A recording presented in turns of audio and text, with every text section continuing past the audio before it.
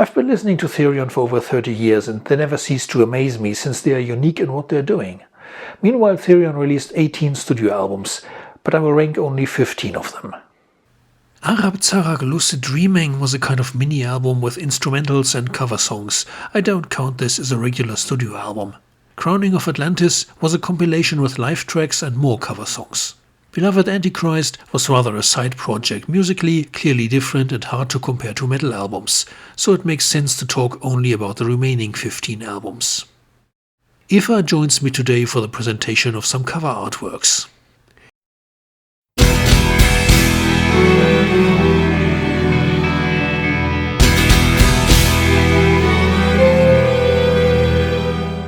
The first THERION album was still a typical Swedish death metal release. You could not yet guess the potential of the band. It wasn't bad, but at the time there were awesome death metal albums coming out every month, so it was hard to be noticed among them.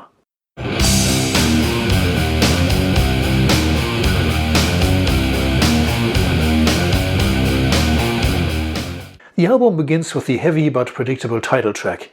It feels like we heard it before. If the rest of the album holds a few surprises, they are rather expendable, like the folk music attributes in Land of Canaan. THERION seemed a bit tired at this point. They would take a break afterwards, exploring different musical areas with Les Fleurs du Mal and Beloved Antichrist, before returning to symphonic metal with renewed inspiration.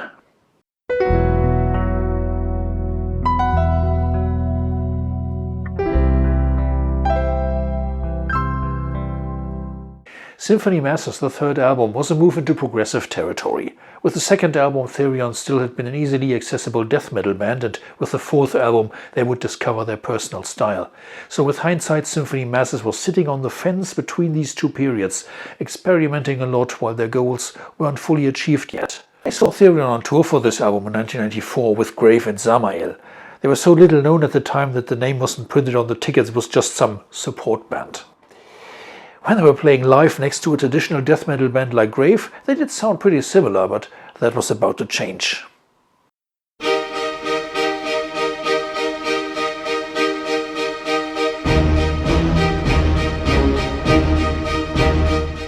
I remember I played this album quite a lot when it was new, but recently not anymore. If I revisit Gothic Kabbalah today, it seems so long. 15 songs, 80 minutes.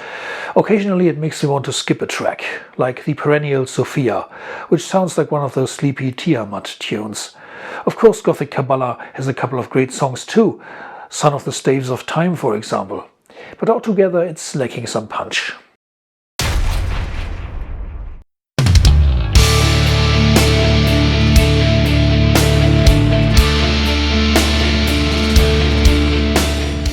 It was clear from the start that THERION would create a love-hate object for critics here.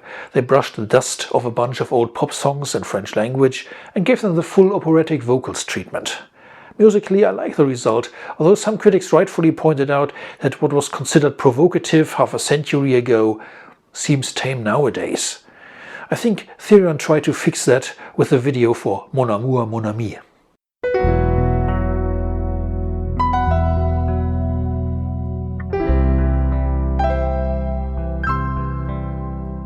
Leviathan 2.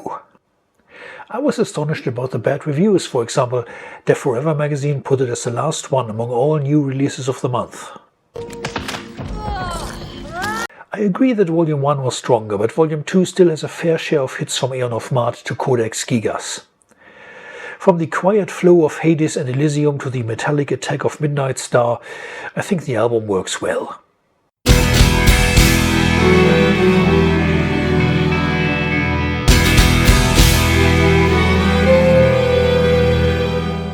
The second album was clearly a step forward from the first. Songs like Symphony of the Dead or Pandemonic Outbreak proved that THERION were going to be more than an average death metal band.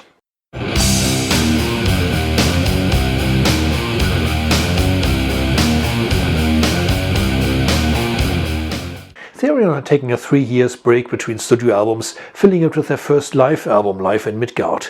They returned with 2 studio albums as double package, and one of them was Lemuria. It's quite a happy album compared to others. Three Ships of Berwick, for example, is about the most cheerful you're ever going to get from THERION, and Running Wild isn't hard to trace as an influence.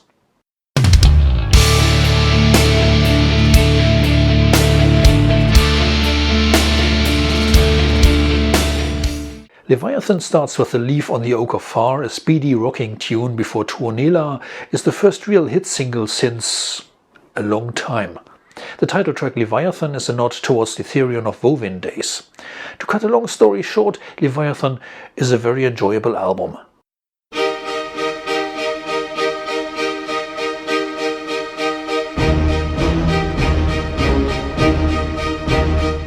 Come to think of it, it's a bit strange that a Swedish band would write music about Egypt or Atlantis, but rarely about Scandinavian mythology. This is what we get on Secret of the Runes, which makes it kind of special. Also, the orchestration changed.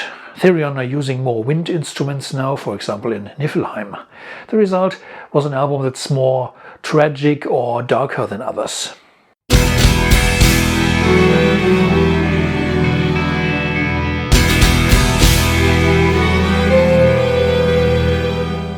By the time of Wovin, THERION had finally become the Christopher Johnson solo project, featuring lots of guest singers while Chris stepped away from the mic. Despite stunning songs like Rise of Sodom and Gomorrah and Birth of Venus Illegitima, I wouldn't place it in the top 3. Compared to its predecessor Theli, there's just a little less metal in it, you know. Except for the Wild Hunt, of course.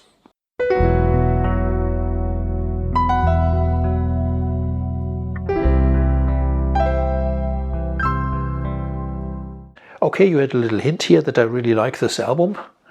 Kicking off with Blood of Kingu, one of the heaviest tracks in the second half of the band's career, followed by songs like the catchy Son of the Sun and the beautiful Dark Venus Persephone, the album has plenty of ideas and makes the best of it.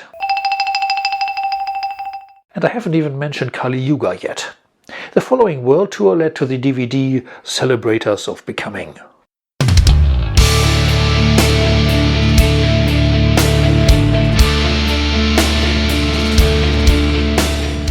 The fourth album definitely was a big step up from the third, Symphony Masses. When THERION came on tour that year with headliners Annihilator, I filmed the show. You'll find 2 songs from this gig on my channel. When we met, Christopher put the CD in my hands, saying, "This is our new single, check this out." And indeed, The Beauty in Black was different from everything they'd done before. It became their first hit, attracting many gothic metal fans too. THERION now appealed to a much larger fan crowd than before, yet apart from The Beauty in Black, you'll also find plenty of aggressive material like Wings of the Hydra or Riders of Theli.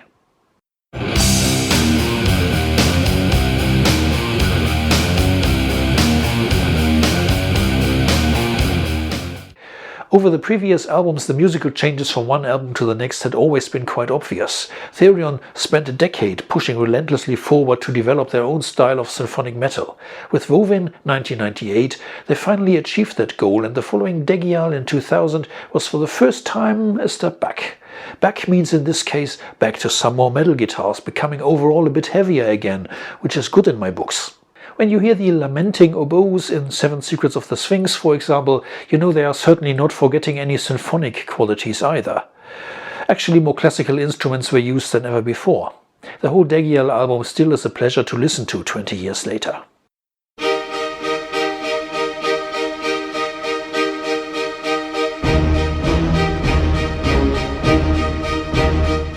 There are plenty of my favorite THERION songs on here, from Cults in the Shadow to In the Desert of Set.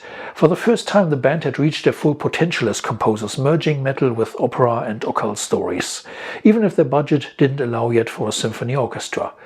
On some later releases, opera was winning over metal, which is why I might like some of them less. I filmed the band on tour for this album when they were supporting My Dying Bride. You'll find 3 live songs on my channel, plus an interview I did with Christopher at the time. I hope you liked this and will listen to 1 or 2 THERION albums you missed. Goodbye for now.